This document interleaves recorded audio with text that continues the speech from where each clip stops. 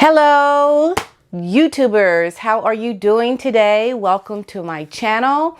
We are talking about Lady C chapter 8. Now you may notice that I have skipped over chapter 6, and that is because, well, if you saw chapter 7 you would know. My computer that had the footage of it is in the shop. It's still not ready, so I'm just going to keep giving you guys the other chapters, and eventually I will be posting chapter 6. Now, do you notice anything different about me today? Well, those who are on my membership page know, but I had a very bad reaction. I rubbed my eye and my eye got completely swollen. So I'm not sure if you can see it, but it's a little puffy still under my eye. So if I'm looking a little like lopsided, that's why. I've got some swelling that's starting to go down. It's not quite 100%, but it's getting there. A lot better than it was. I was looking rough for a few days, and I didn't want to be filming on camera looking like that. So chapter 8 of Lady C's book, my goodness, this is some really good stuff. So we are talking about the pregnancy, and it did seem shady. Didn't it seem shady? There were some things that just didn't seem right to me, and Lady C, she pulls it out. And she's not saying one way or the other. She's giving you that question, based on all the things that we have seen and how she acted in her behavior. Why all the secrecy around the pregnancy? There were some things that just didn't add up to me. And I don't know. I think this gave me some more validation to think that there was some shadiness going on with that pregnancy, because I wouldn't put it past MM to, have a surrogate. She could do it. I mean, her character shows that that would be something she would do. So it all falls in line with, a pattern, because she's been giving us patterns, and we have never been wrong with our patterns when we look at how she's been behaving. So I'm going to read a few excerpts from the chapter, and then we're going to talk about them. Harry settled into marriage. An uncomfortable and growing percentage of the populace, as well as the press in his native country, were coming around to the distressing viewpoint that she was a pretentious fiffler with the depth of a teaspoon, the sincerity of a phony, and the trustworthiness of a fraudster, let loose in a room full of cash. Now, Lady C, I tell you, she got away with words and sentences and just giving you a visual. And that was a good visual. There was this disastrous for anyone who had hoped that she would turn the role of Duchess of Sussex into a glorious one. We just how Meghan was able to land in this position. You could tell this was something she had worked for her whole life, because she hit the ground running. She was ready. Okay, I made it. I found my prince. Let's get going. Okay, I want this dress. I want that dress. I want these shoes. I want this handbag. I want him to do my makeup. Like, she had it all figured out because she was waiting for this moment. And Harry came along, Mr. Windsor came along, and hey, her dreams came true. And she was ready to start her role as the Duchess. Because she also brings up an interesting point, and this has been something that had been cause for concern in, previous years of royal life, like way back in, hundreds of years ago. Like, is that your baby? Is that your son? Is that your daughter? Like, did you get her pregnant, or was it somebody else on the down low? Like, what happened? Like, this has always been something that plagued the monarchy. In reality, both sides had a point. Meghan had been declaring behind the scenes that she felt hemmed in by royal protocol. She thought it was nonsense, cold, stiff, and inhibiting. Now, you guys, you need to watch Godfrey. He did, when Meghan got married, when this first happened, I was on the floor in stitches. He talked about the life that Meghan Markle was going to have as a royal, how it was just going to be nothing but a stifled, very cold lifestyle that she was going to be living. Can you imagine being in a royal family, growing up it as an American, and then all of a sudden you with all of these wealthy people that have this completely different view of life than you do. Like, these are the upper echelons of society, and you've never been around people like your whole life like this, and the things that they talk about and how they behave, and the queen, and things are just so proper, and the etiquette and the proper way of eating. And you know I would be like a fish out of water trying to adapt to that lifestyle. I probably couldn't do it. I'd be a nervous wreck trying to get, you know, to walk right and smile and wave, and like I'd be like, I can't do it. But you know, Meghan, she didn't even try. She didn't try, but it's like you knew you were coming into this life. You knew, you made a conscious decision to marry into this protocol, and then to have the audacity to just like say, no, I don't want to deal with this. You wrong. Anybody who tries to take up for Meghan for deciding to want to leave, knowing full well she knew what she was marrying into, shame on you for encouraging that. Because all you are encouraging is the division and the divide between Harry and his family, rather than making Meghan be accountable to the decision that she made. And even if Harry did want to leave, he certainly didn't want to move to California. So, you know, taking up for Meghan in this instance about her letting her get out of this lifestyle that was something that she couldn't handle, you are really the part of the reason why Harry is probably just going to have a nervous breakdown, because he didn't want it to go this far. I guarantee you. He didn't want to go all the way to California with this American. He was like, okay, baby, we can leave the royal family, but we certainly ain't going to California to be on a reality show. Like, that was not part of the plan. So you got to look at how you're supporting her when you say, let her go do her. She knew these protocols were coming. Watch that thing on Godfrey. I'll put a link to it in the description. It is hysterical. Don't have kids around though, because it does get a little raunchy, but he nails it. He nails exactly what life was like, what's going to be like. This is before all this stuff even started happening with Meghan. He saw it coming, and he puts a really funny comical spin to it. She had made it clear that she would not be allowing all that royal protocol nonsense to stand in the way of demonstrating how loving she was. So she enveloped Claire Waite Keller in the most massive bear hug, all the better with which to let the critical world know that they were meanies, and her display of affection signified a warmer heart and a truer nature than they possessed. So, you know, that is kind of true with us Americans. We love to hug. Like right now we're not hugging because of COVID. But we're just very huggy people. And I remember when I went to Europe, how it was just common. It wasn't really a hug. It was like a kiss, like a double kiss, like mwah, mwah, on the cheeks. And then when I went to Switzerland, it was like 3 times, like mwah, mwah, mwah. And I was like, okay, like I was just going to do it. I was just going to adapt because I was in their country. So Meghan being an American and wanting to hug and be all like, you know, hey, how you doing? You know, you ain't in America. So you need to adapt to how protocols are in your country, especially within the royal family. So she's like saying, look, I'm an American. This is how I do things. I'm a nice, warm person. So let me just do me. And y'all stop being mean to me for wanting to be the way that I am. That's all well and good, but that's just a big lack of respect for the country that you are in. So, and we know that she's not trying to be all nice, you know, hey, you know, because she's tearing the families apart.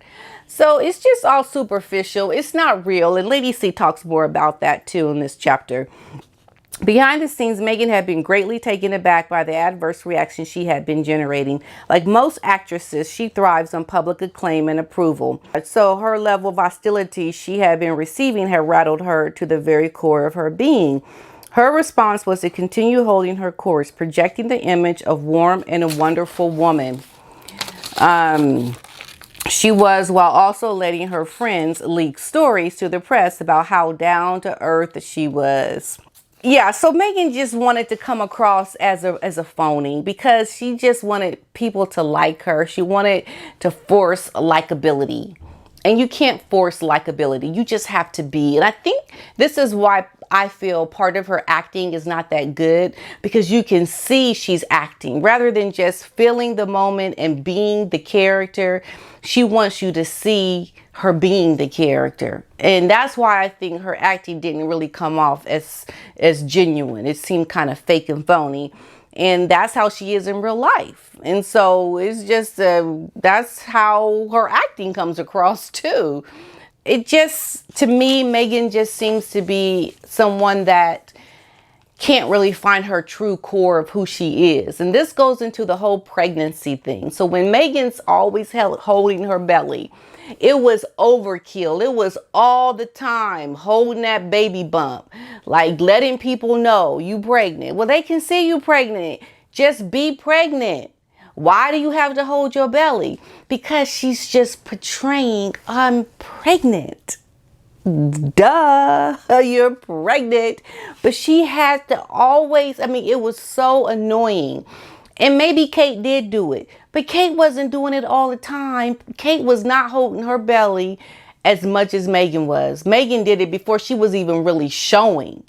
And it was just irritating. And it just kind of, it was, Lady C talks about this. It's like she just kept wanting to put it in your face. Like, I'm pregnant. I'm pregnant. Look, pregnancy. And it was always there. It was always this need to just show people, like with her acting. No, just be what it is. You're not constantly thinking about your pregnancy all day long like that. Like she had to have been just not really consumed by anything but the fact that she was pregnant.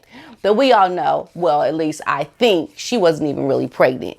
But the fact that she may have had that prosthetic baby thing going on, that was the consciousness of her mind saying, okay, hold on to it. Don't let it fall off. Just like make it look like you're really pregnant and you're hugging the baby. You know, all the things that they were saying when, you know, it just didn't come across right. It just made people feel uneasy. And the criticism, she just couldn't handle it. She just couldn't handle it. But, you know, if you can't handle it, then stop doing it. Just stop. We all know when she came to the Fashion Awards, how she was pregnant and she showed up with that black dress and the black fingernail polish. I talked about this before. Just, you know, always wanting to break the protocols. And, you know, this is something that I think she had planned only because that's how you remain relevant. You're always in the news. People are going to always talk about you, you know, doing things that you know you shouldn't be doing. And that just kind of kept the news cycle always talking about her. So I do think, like Lady C mentioned, that it was on purpose to do things so that she could get people to talk about her. But then Lady C talks about how when she was pregnant, she went from a flat pancake to what one journalist described as the size of most women at 7 months. She did like go from flat to big in a short time span. Like it seemed like they skipped a couple of months in there. It was very suspect, very suspect. And I just wasn't feeling her like being pregnant. Like just watching her, it just didn't seem right. You would see in certain outfits that the belly wouldn't look right. And it looked like it was a pillow. She didn't even have the face of a woman that was pregnant. She didn't really have a glow. She didn't even, like her ankle, her bird legs, her ankles weren't even swollen. She didn't even exude the look and feel of a woman that was pregnant. And so Lady C really goes into this. She talks about the belly clutching and the sudden growth of the bump. There was a surrogate. I really do believe there was a surrogate. In fairness to both sides, Meghan is an actress and actresses act. Asking someone whose whole life has been about performance to unlearn the art of projection is a tad optimistic. This, of course, is one of the reasons why Prince Philip did not think that Harry should marry Meghan. He foresaw the problems. With rating inevitably comes slating, which no one as thin-skinned as Meghan would find tolerable. The Queen and Prince Philip had been friendly with Princess Grace of Monaco. They knew the struggle she had before she was taken seriously, and how once she had settled into the role of ruling princess and had been accepted in it, she had chafed against its restrictions. Moreover, Grace had taken the whole business of royalty far more seriously than Meghan did. She had been highly motivated to fit in, and she had made the sacrifices even when she was tempted to do otherwise. But that hadn't made them any the easier to bear.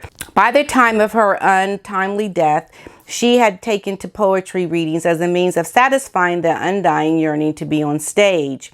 Would Meghan have the motivation to do something similar, or would the actress within her prevent her from adjusting to royal demeanor while also propelling her to make a hash of a role, which with a bit of willingness on her part, she might be able to master successfully to the benefit of herself, the monarchy, and her ethnicity? So that to me is very important, because when you take the comparison, and we all know that Grace Kelly was far more of an actress, a real actress, than Meghan was. I mean, she had been an award-winning actress. She was very well accredited in her craft. But I also believe that Grace Kelly was very much in love with Prince Rainier. She loved him, and she knew that the sacrifice that she was making for her, life was a sacrifice because she loved him so much. And this is how I think that Meghan's relationship with Harry is not about love, because Meghan is not willing to sacrifice. And if you truly love your husband, like Princess Grace did, you are going to sacrifice. You're going to find your way within the confines of this new life. You're going to give it time. You're going to let time eventually find what your role would be, doing something that was acceptable, something that was going to be authentically you in the confines that you find yourself in. But see, Meghan wasn't willing to do that, because see, it's not about love for Harry. It's not about the relationship. It's not about the sacrifice to be with this man, regardless of what you have to endure. You're going to put up with him. And think about this as a comparison. Women have babies. It's painful to have a baby. I mean, just by knowing what happens when you have a baby, it's painful. But millions of women make that sacrifice for the love of wanting to have a child. There are women that would endure that sacrifice that can't have babies. So when you really truly want something, you are willing to sacrifice for it. Meghan didn't want to sacrifice for Harry because it was never about Harry. And until people realize that, they're going to always try to make excuses for Meghan. But you can see in her behavior how she has come into this life as a royal, that it's not about Harry and the love and the sacrifice. Yeah, and Prince Philip was so right when he said that he knew Meghan wasn't going to fit in, because he himself had given up so much to be the husband of a queen. He sacrificed his naval career for the queen. And so, and he's a man, right? And you mean to tell me this old skanky woman can't do it? Like, he's seething. I mean, he's like, what? And he was right. Prince Philip was right. And it's such a shame that he is so much older now when all this happened, because I think in his younger years, he would have been able to talk some sense into Harry. Like, Harry, no, you're not marrying no actress. It's just not going to happen. But he was older. I think he just didn't have as much energy to really go into all that with Harry. It was just like, okay, well, you're making a mistake. And he knew it. A lot of people knew it. In the meantime, they would be faulting her on the grounds that she was a little too conscious of what she was doing, that she deliberately projected just that little bit more than they were used to with the other royals. Meghan when she was starting out as an actress, and Meghan when she started out as a duchess. In both situations, her eagerness to project what she believed the role required was so excessive that she did not strike the right note. It was for that reason that she took so long to achieve success as an actress. It was the same reason why she got some people's backup. Putting the admiration of fans to one side, public figures are most convincing when they are not focused on their performance, nor on conveying any message except authenticity. This is exactly like what I was saying before. So to see Meghan as an actress, you would know that she's not being an authentic duchess, because she is trying to show you, I am a duchess. Oh, how lovely. Thank you. Everything is so forced and it's not real. And she's smiling all the time, and it's, I'm trying to be so wonderful so you all like me. I'm a duchess. Yes, hi. You know, she's thinking about herself in the role of a duchess, and she's seeing herself as someone who is not really feeling it, you know, this role of humanitarian and the protocols and the rules. She's not feeling it, so she's faking it. And she couldn't fake it till she tried to make it and just be it. She couldn't do it. It was too painful for her. And it's just, to me, it makes a lot of sense seeing it in this light, the way Lady C puts it in her book. To be forthright, or at least bland rather than hypocritical. So just be you and stop being hypocritical and fake and false and phony and trying to make people think that you are in a role, and just be the role.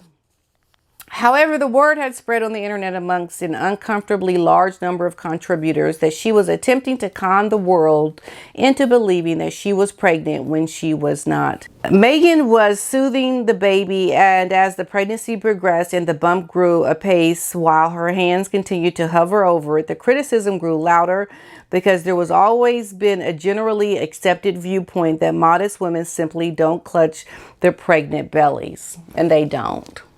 And that's part of it too.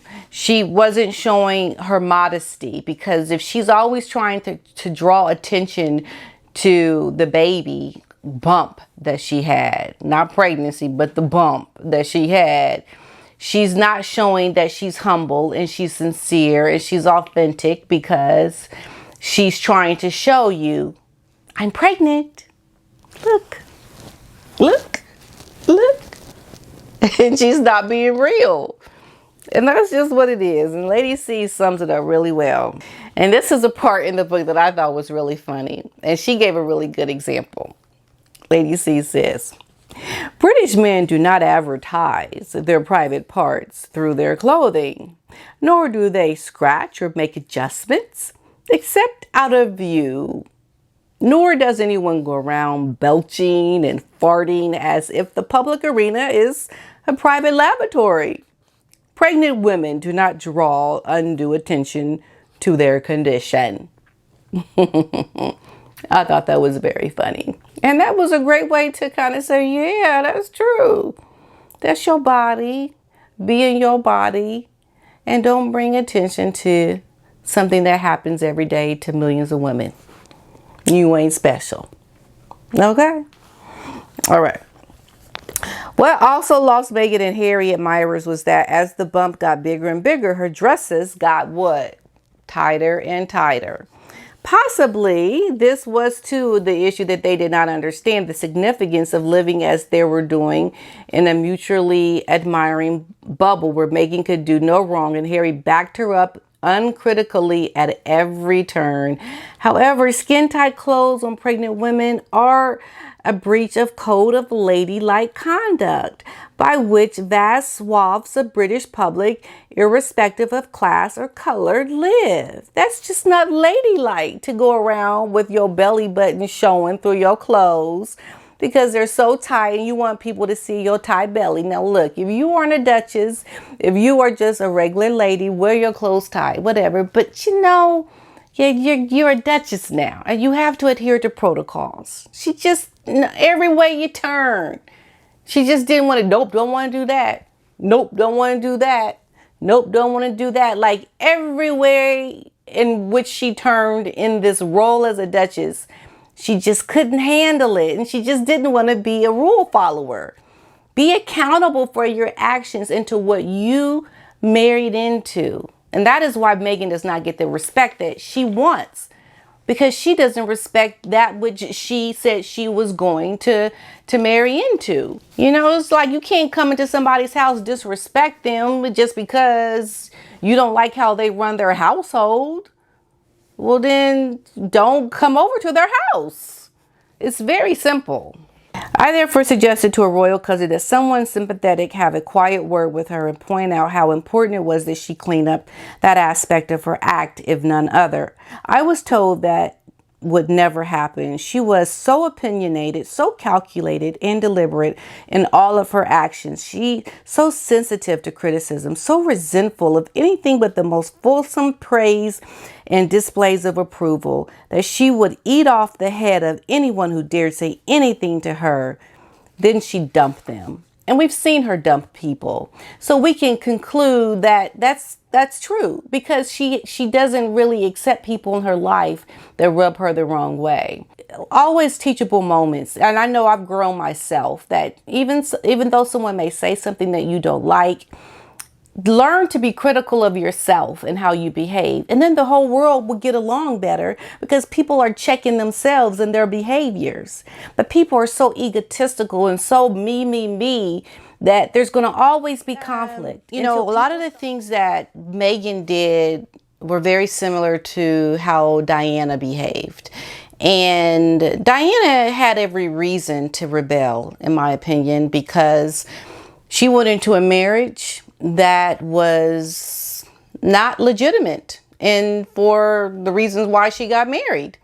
Meghan had no reason to rebel against the royal family because they did everything they could to make things good for her. And, you know, and I've talked about this before. To me, Diana, you know, she behaved in a way that was like, look, I'm a woman now and I'm not going to tolerate it.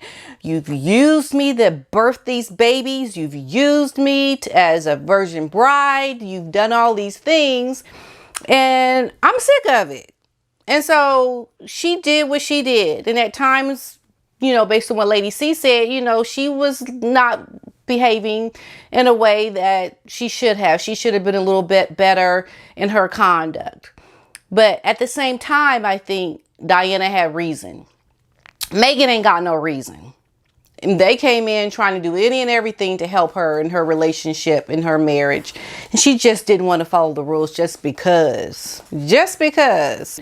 Both were troublesome in that they did not they did as they pleased, refused to take direction, and had a talent for whipping up controversy. And Meghan take away from things that were giving them press. And she would come in and she would undermine other royals. And she just went about a lot of things wrong. And we know Diana did that too. And I was rooting for Diana. I was like, go ahead, show those royals, Diana. Look how they did you. Tell them, show them. But Meghan, I'm like, they ain't done nothing to you. Stop. Don't do that. You know, because she's no comparison to Diana. But this was something that caused distress among the royal family, the courtiers. People were like, oh no, here we go again. Another woman who don't want to follow the rules. The birth of royal babies used to require the presence of the home secretary. So who would remain in attendance throughout labor until the infant was born? This custom has arisen following the birth in 1688, James, Prince of Wales, son of King James II and Queen Mary of Modena, Because James II and his consort were Roman Catholic, once they had a son to supplant the king's two non-Catholic daughters from his first marriage to Earl of Clarendon's daughter, Lady Anne Hyde, in line of succession, the possibility of Catholicism being reinstated as the nation's official religion became the hottest topic of the day. This was intolerable to the Protestant lobby, who overthrew the king in what is known in history as the Glorious Revolution by accusing him and his queen of smuggling in a male baby in a warming pan into the palace as a ploy to secure the Catholic succession to the throne.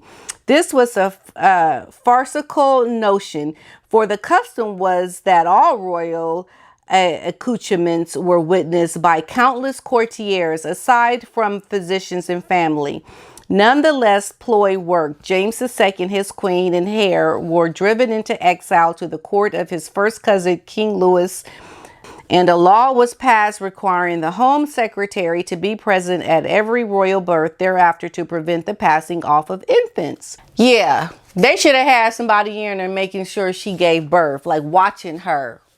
Like, okay, Miss Meghan, put your legs up in the stirrups. It's time to give birth to the baby. Like, they should have been making her do that, because it was so shady how you did not get, and Lady C talks about this, there was the signatures, like we didn't even know who the doctors were. Everything was private. And this is why I don't understand the whole Netflix deals, because at the time they were so private about her wanting to give birth and have this baby, and insisting that they were private people, but now they're going to open their lives up for money.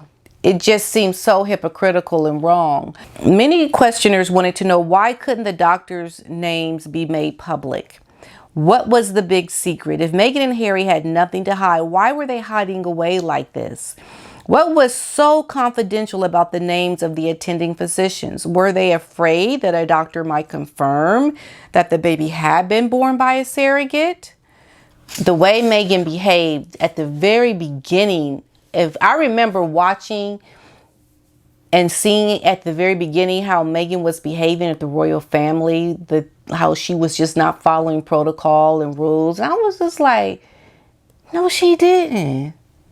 She just gonna tell them what they're gonna do, how they're going to do it. And this is what I loved about what Lady C read in chapter 8 here. She said, for all her forthrightness, Meghan did not seem to appreciate that articulating such ambitions when you're a member of a royal family might be acceptable in the United States. But in Britain, they leave the listener wondering whether you really have any understanding of what your role should be.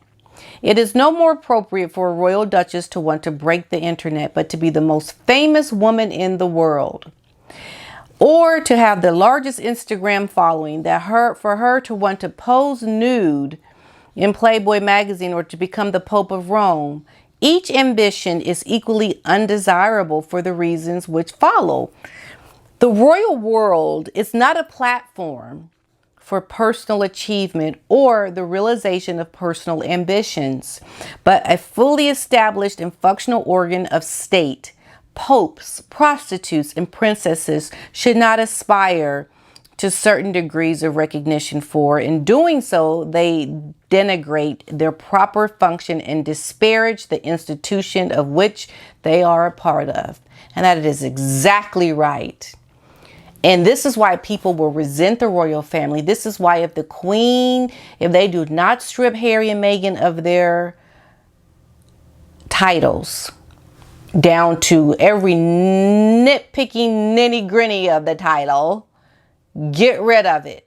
Because what they are doing by trying to gain popularity, by using this royalty to serve their own interests, denigrates the monarchy. It takes away from what they are there to do, and that is to serve the people. And Meghan is wanting to serve herself. She is using this royal family for herself. And it's like the queen should be appalled at her. Like, how dare you come in off of my back of my hard work to the people of this country and just take over and use your celebrity for your own benefit off of my back and off of all the work I've done and all the sacrifices that me and my husband have made for the people. And you just gonna come in, take it and use it for yourself? And we've done all the hard work?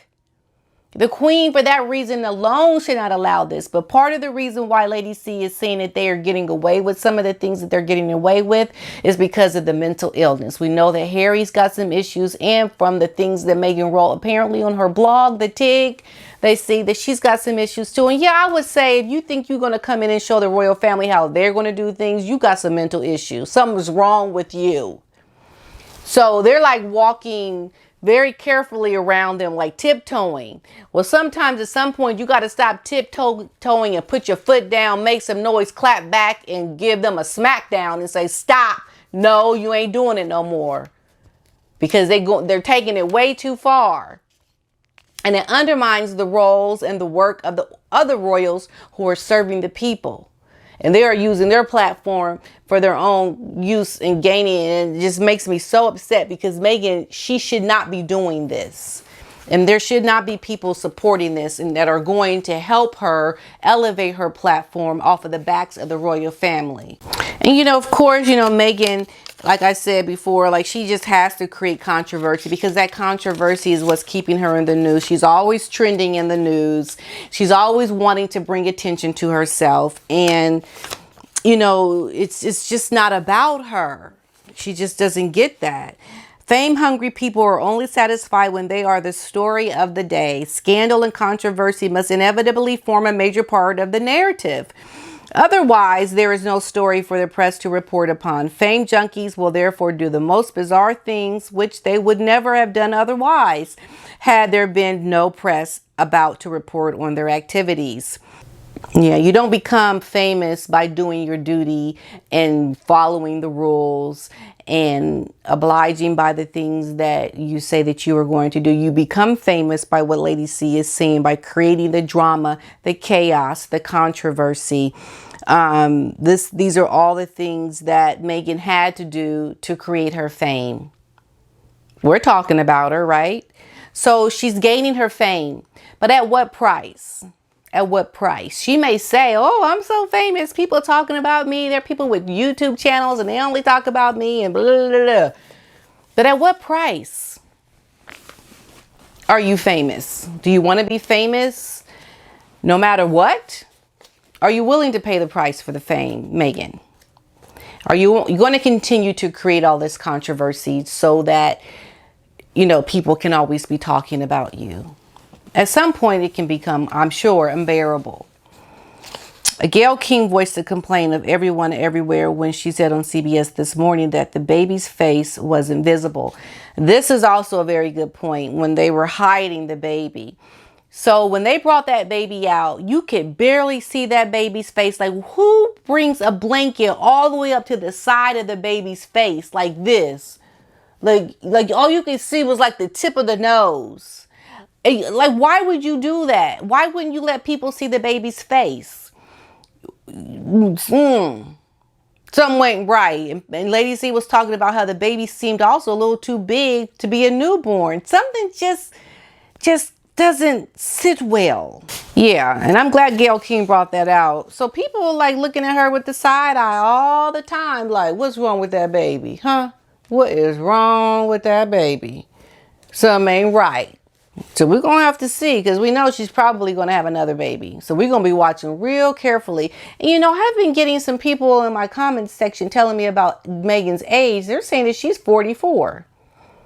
Could she be 44? I might have to look further into that because, I don't know. I mean, she could have a baby if she was 44 still. That's still possible. But when the Sussexes therefore announced on Instagram that their son would be known as Master Archie Harrison Mountbatten Windsor, this fed the supposition that Meghan had not carried or produced the child, for he should by rights have been Lord Dumbarton. And if he is not, that means that he is not the legitimate son in the eyes of the British law.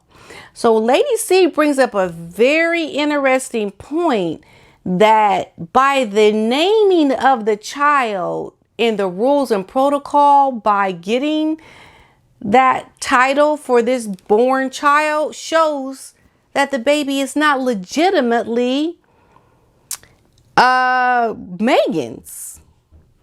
Like it's suspect. And this is something Lady C talks about, but because I'm so not familiar with it, I gotta look a little bit deeper into that. I gotta really look at, you know, when you are born the son of a monarch and all these protocols, your title has to be named. Like there's certain ways about how the title is named, and Lady C brings that out here. So just by how the child was named alone should show that it's not the legitimate child of the Sussexes. And that's interesting, isn't it? I mean, it could be Harry's by his seed, but Meghan's, maybe it's not her child. And we won't really know this until later, until it becomes older. Did she have eggs frozen? Did they use, like, there's so many parts of this that have to be pieced together to really understand if it's even possible. But I find it interesting how the name Dumbarton was left out, and usually based on protocol on how the child is named shows who's the rightful, you know, parent of the child. Interesting.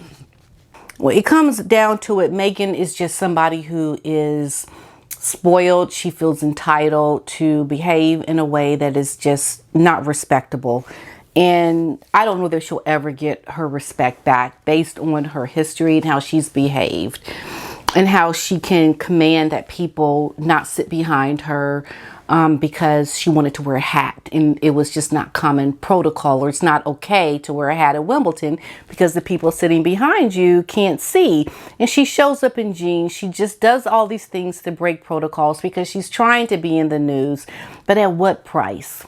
At what price is she going to break all the rules that she is going to succeed in being able to be put in the papers a lot and to have people talking about her? But she is going to pay the price for not being someone that people really like. Her likability is going to be severely hurt by her antics, because she is not someone who is going to be able to do all these things and then make up for it by showing up and handing out school supplies for 10 minutes. Like, you're just not going to be able to make up your bad behavior by going to do a few little charity events or starting a foundation and saying, okay, I'm a good person, like me now. It's just not going to work that way. Yeah, so Meghan's focus really never had been on Britain, but on the United States. And gradually she had induced Harry to share her vision. And this is why Harry is going to be the one that ends up paying the price. Harry is living a life that he thinks is going to be a wonderful life because he got his Meghan, he's got his love, but Meghan is not there for love. And this is why they need to come get him.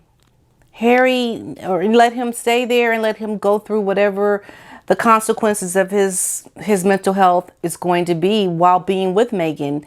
That's just going to be the hard way he's going to have to learn it, because as it stands now, Harry is living out Meghan's dream.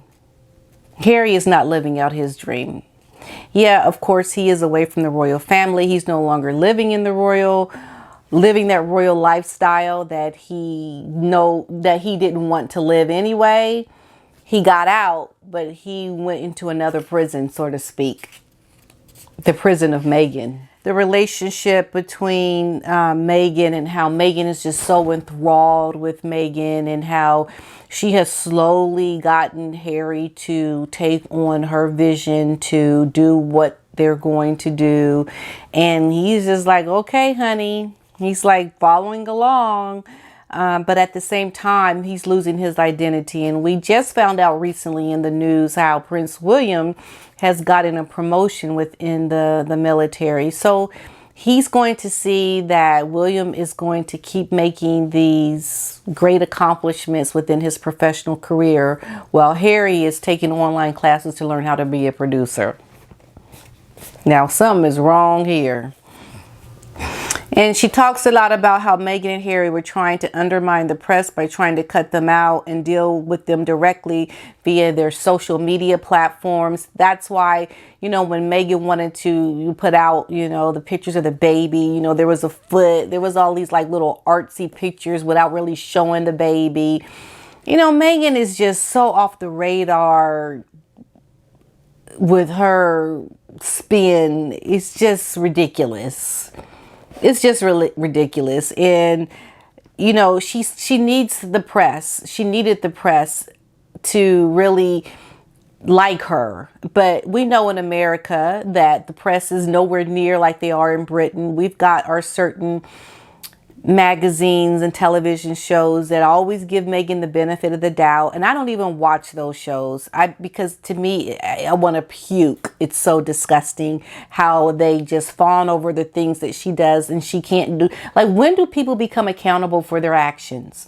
When do you start to look at celebrities and people who have all this privilege that, you know, when they behave badly they get checked, rather than you just trying to give them the benefit of the doubt just so that you can have access to them for a story?